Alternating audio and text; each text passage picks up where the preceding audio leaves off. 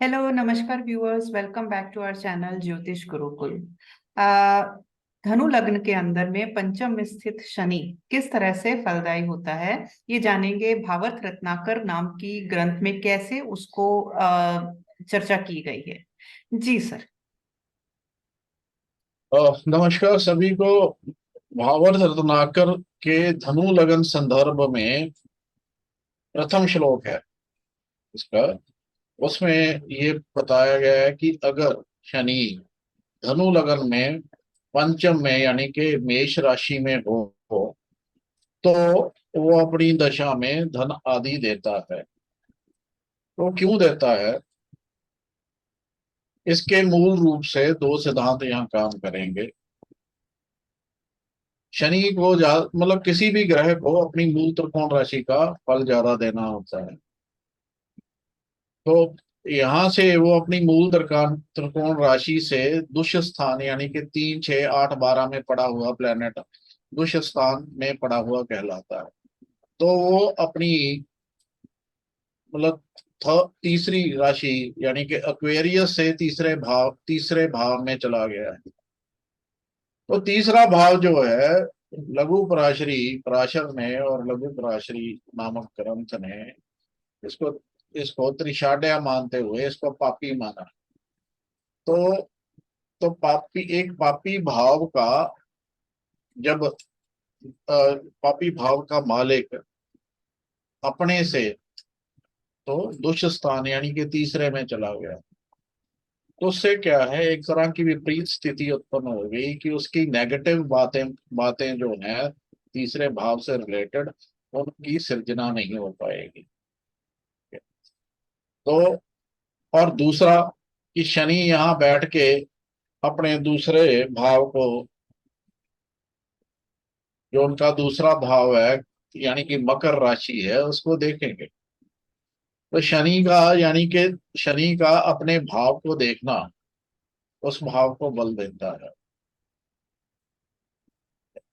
तो शनि जब अपने भाव को देखेगा तो भाव को, तो इसमें ग्रंथों में ये बताया है कि भाव को जब भावेश देखे तो उसको बल मिलता है, या उसमें जो है बेनिफिक प्लैनेट्स हो तो बल मिलता है, दोनों तरफ बेनिफिक प्लैनेट्स हो तो बल मिलता है, या भावेश भाव में हो तभी बल मिलता है।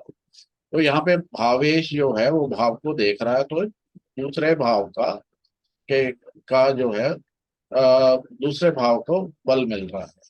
और तीसरे भाव की जो नेगेटिव बातें हैं, जो तीसरे भाव से रिलेटेड नेगेटिव बातें हैं, जैसे वो क्योंकि वो उससे एडवर्स चला गया है, तीसरे से तीसरे में चला गया है, वो कम होंगी। तो एक तरह से विपरीत स्थिति उत्पन्न हो गई। ठीक है, एक।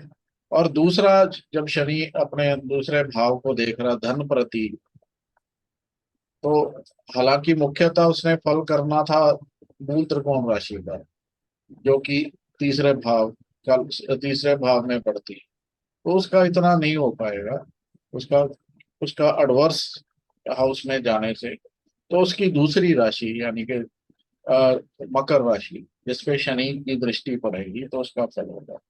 इसी के संदर्भ में अ, जो है भसीन साहब जो है उनकी छोटी पुस्तक है भावार्थ रत्नाकर, उसमें ये बोलते हैं शनि की मूल त्रिकोण राशि तृतीय भाव में पड़ती है। शनि ने इसलिए मुख्यतः तृतीय भाव का फल करना है, तृतीय पापी भाव है। इस भाव का स्वामी होकर इससे तृतीय में स्थित होकर शनि निर्बल है।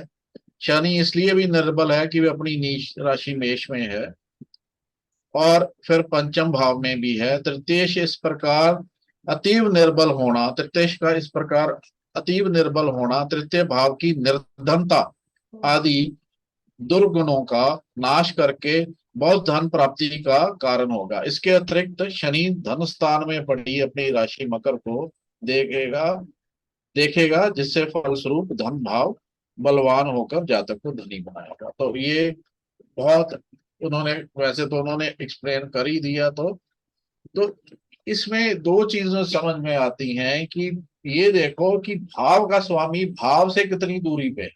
हम्म। अगर वो दुष्ट स्थान में है तो उस भाव का फल न्यून हो जाएगा, कम हो जाएगा, कमती हो जाएगा। अगर वो भाव से, अब दुष्ट स्थान क्या बताए गए हैं, 3, 6, 8, 12। तो अगर ऐसी स्थिति में है तो उस भाव का, और उनमें से अगर वो मूल त्रिकोण हो तो फिर थोड़ा नुकसान ही होता है उस भाव का, क्योंकि मुख्यतः उसी का फल करना होता है। ठीक है। तो एक तो ये सिद्धांत है। दूसरा मतलब अब दूसरी राशि, अब इसमें से एक राशि में ये हो रहा है, दूसरी राशि में तो वो देख रहा है, अपने भाव को ही देख रहा है। वो धन भाव को धन का स्वामी देख रहा है, तो धन में वृद्धि होगी,